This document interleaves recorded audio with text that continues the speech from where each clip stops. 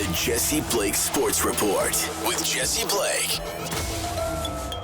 There's one Patrick Mahomes, Tom Brady stat that's kind of stuck in my mind all weekend long and during this Bills game, that Patrick Mahomes and the Chiefs obviously won because that's all they do. All they do is win. And I'm recording this minutes after they just won and they're going to another Super Bowl. Patrick Mahomes is going to go and try and win his fourth Super Bowl. And the one thing that kept sticking in my mind was that Tom Brady won 3 Super Bowls pretty quick in his career. And then he went to a couple, he lost. And then Tom Brady's 4th Super Bowl win, the guy we regard as the greatest quarterback of all time, he won his 4th Super Bowl when he was 37 years old. And now Patrick Mahomes hasn't won the Super Bowl yet. He just defeated the Bills so that he'll face the Philadelphia Eagles in a couple weeks in the Super Bowl to try and win his 4th Super Bowl. And he has the opportunity to do that. Let me just triple check. How old is Patrick Mahomes? Patrick Mahomes, according to Google, is 29. He's going to do it 8 years ahead of where Tom Brady did it. And I think, and who are we kidding ourselves when I sit here and I'm like, he might do it. You know, he hasn't won the Super Bowl yet. Obviously, he needs to go and make that victory, get that victory in 2 weeks. But we shouldn't ever believe that he's not going to win until he proves it, because that was the mentality going into this game. It's the weirdest 15-2 team in the regular season. Then they win that playoff game, so 16-2, and then the one game that they lost to Denver, they didn't play anybody, so technically they're 15-1, and then they win the playoff game, so they're 16-1. And yet everybody tried to convince themselves, me included, that Josh Allen and the Bills could beat Patrick Mahomes and the Kansas City Chiefs. And it's not something that is a reality while this man is quarterback. And you saw it in the game where we can go over the little things that go against the Bills, but when given the opportunity to execute, he always gets it done. So for me, the big point, the whole thing of the game is the only thing we need to talk about, because if they get this, who knows how differently the whole world is. But 4th down, Josh Allen, QB sneak. It kind of looks like he got it, but he didn't quite get it, according to the referees in the stadium watching it on the field, who marked it short, and then the referees who are in the video review room in New York looking at it, and they don't overturn the call. Buffalo does not get the 1st down. They turn the ball over on downs to the Kansas City Chiefs. Eventually, the Chiefs put up 3 points. They go ahead. The Buffalo gets the ball back. They stop Buffalo on a 4th down blitz. That's unbelievable call there by Spagnuolo. What a play to blitz the corners. They get Josh Allen, but Josh Allen is superhuman. There's 99% of humans on earth in that 4th down play where the Bills turn over the ball again on downs, and Dalton Kincaid has the opportunity to catch the ball, but he doesn't catch the ball. 99% of quarterbacks on earth are sacked on that play. But Josh Allen and the other guy on the other end of the field, Patrick Mahomes, are probably the 2 humans who do not get sacked in that instance. Josh Allen, he's so damn good, and that's why this result is so disappointing. But on that one play, I'm just speeding through the part of the game that's the most important.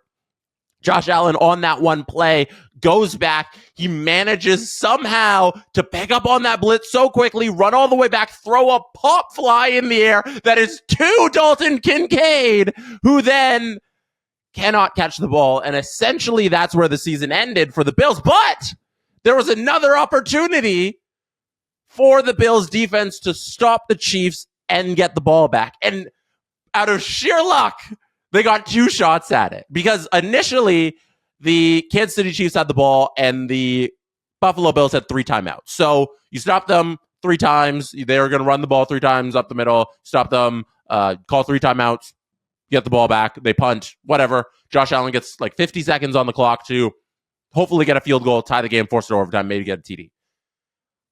Chiefs mess up because I think it's Pacheco who gets the play to the outside. He gets a first down, but he also goes out of bounds. So Bills defense gets shot number 2 to stop the Chiefs.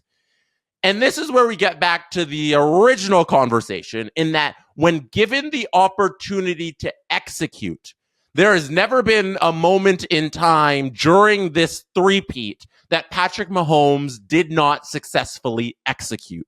And that is the difference between him and the rest of the known universe. Patrick Mahomes, in the moment when it's third down, Chiefs can get a first down to end the game and go to the Super Bowl. He gets that first down on a nice little play where Hunt comes through the O-line. He's open for the catch out of the backfield. Mahomes finds him with enough time because the offensive line gave him enough time. Hunt gets the catch, slides down, first down Chiefs, game over, Super Bowl. And that's it. Like, that is the Chiefs dynasty as a whole. That is Patrick Mahomes as a quarterback. We get this opportunity because this play went our way. The Josh Allen stuff on fourth down, where it looked like the Bills were going to score a touchdown, at least get a field goal, something, when they had that opportunity and that late drive when the game was tied. When we got this shot, we never wasted it. And continually, that's what they do, and Patrick Mahomes does in particular. So now we get into this new era of, like, where does Patrick Mahomes sit in the sports landscape? Not even in terms of football, because he's far and away the best football player on the planet, and he has been for years. Now he's in the GOAT conversation with Tom Brady if he wins, because, like I said, Tom Brady went to a couple of Super Bowls in between his 3 and then the 4th, where he didn't get it till he was 37. He lost the 2011 Super Bowl to the Giants. He lost the 2007 Super Bowl to the Giants, and then previously had won the 2004 Super Bowl against the Eagles. So now we get, like, if he wins it, is he the GOAT, even though he doesn't have 7? Because Tom Brady's longevity is a large reason that Tom Brady is the greatest quarterback of all time. So Patrick Mahomes will need that longevity. But I think it's without a doubt the greatest 8-year, is it 8 or 7-year run? 7-year run for Patrick Mahomes. And if we want to run it down, this is the loss in the AFC Championship to the Tom Brady Patriots in overtime, won the Super Bowl against the 49ers, lost the Super Bowl against the Tom Brady Buccaneers, where they got demolished in 2020, lost in the AFC Championship game in a weird game against the Bengals, where the 13-second game against the Bills in the AFC Championship, in the divisional round, and then the AFC Championship, he loses in OT again to the Bengals, wins the Super Bowl against the Eagles, wins the Super Bowl against the 49ers, and now is probably going to win the Super Bowl against the Eagles. That is the greatest 7-year run of all time. I'm looking here at Tom Brady's best 7-year run, and that would be the run from when he won the Super Bowl. And in between that, they missed the playoffs in the 2002 season, but they did 3 Super Bowls in 4 years, but there's a missed playoffs in there. There's a loss in the divisional round. And then if we're extending to 7 years, there's a loss in the AFC Championship game to the Colts as well. The greatest 7-year run in the history of football easily will take place next week, or 2 weeks, when Patrick Mahomes wins the Super Bowl against the Eagles. I feel so bad for Bills fans right now, because in any other era, this Bills team is at least in a Super Bowl. They probably have a ring right now if Patrick Mahomes doesn't exist. And I think the second greatest quarterback in the sport right now, in Josh Allen, his time in this league is being wasted because he keeps running up against the greatest of all time. And it's just a shame. It's such a shame for his career that he has to play in this era, but it's not his fault, and that's just the reality of sports. You know, sometimes you're just in this realm where Michael Jordan exists. Like you look at the 90s, you say how many other great players would have had something, and if they didn't have the 90s Bulls up against them every single year. So I thought it was good at the end of the broadcast when they mentioned that the last three-peat we've seen in the Big Four North American sports was the Lakers, who did it in the early 2000s. That's how long it's been since we've witnessed this history. Three-peats they're an anomaly. They don't come around every now and again. So I think it'll be something really cool to watch in a couple weeks, because greatness, as much as we hate it, and I think this is where I'm going to leave it.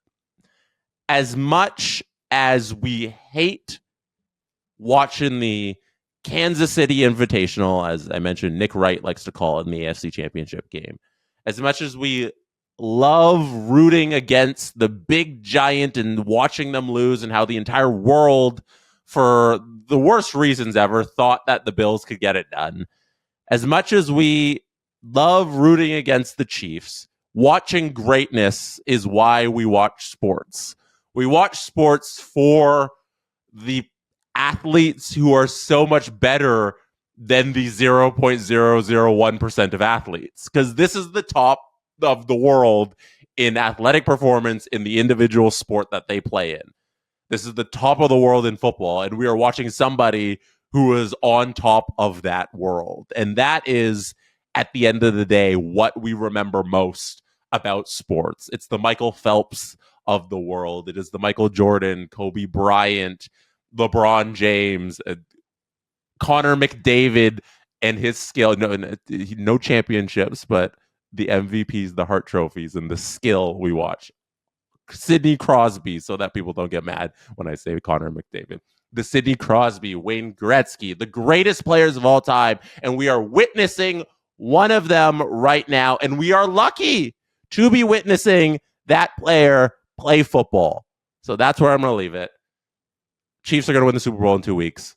Get your bets in. It's free money. It's free money just to bet the Chiefs to win. That is it for me tonight. Thank you for being here. You could have been anywhere in the world, but you chose to be listening to me marvel in the beauty of Patrick Mahomes and the Kansas City Chiefs. I will see you again here very soon. Good night from Toronto. And that is how it's done. The Jesse Blake Sports Report with Jesse Blake. Jesse Blake, the guy that likes to hear his name twice in one sentence. Sure, I know him. No, he doesn't have an ego at all.